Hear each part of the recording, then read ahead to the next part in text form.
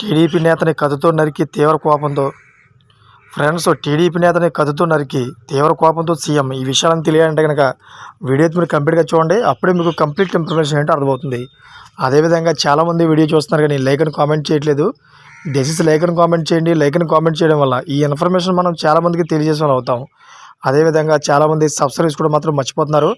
దయచేసి సబ్స్క్రైబ్ చేసుకోవడం వల్ల నేను చేసే ప్రతి ఒక్క అప్డేట్ మీరు ముందుగానే పొందగలుగుతారు. ఇంకా లేట్ చేయకుండా వీడియోకి వెళ్ళిపోదాం.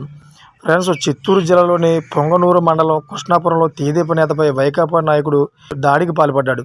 అయితే గత నెలలో వైకాపా నేత వెంకటరమణ తెదేపా కార్యకర్త రామకృష్ణపై దాడి చేసి హత్య చేసిన విషయం తెలిసిందే.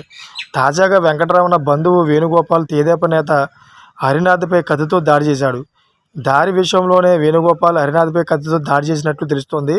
అయితే పొలం విషయంలో గత కొన్ని రోజులుగా ఇద్దరి మధ్య వివాదం నడుస్తోంది. అయితే ఈ విషయాన్ని వారు పోలీసుల దృష్టికి సైతం తీసుకెళ్లారు. పోలీసులు ఎలాంటి చర్యలు తీసుకోవడంతోనే తాజాగా వైకాపా నేత వేణుగోపాల్ హరినాథ్పై దాడికి పాల్పడ్డాడు.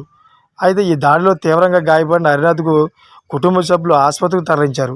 చూసారా ఫ్రెండ్స్, ఈ విధంగా అయితే వైసీపీ కార్యకర్త టీడీపీ కార్యకర్త అయితే కత్తితో దారుణంగా నరికారని చెప్పేసి వార్తలు వస్తున్నాయి. ఫ్రెండ్స్, ఇటువంటి లేటెస్ట్ అప్డేట్స్ కోసం ఛానల్ సబ్స్క్రైబ్ చేసుకోండి, గడప లాలో పెట్టుకోండి. నేను చేసే ప్రతి ఒక్క అప్డేట్ మీరు ముందుగానే పొందగలుగుతారు. Thank for watching friends.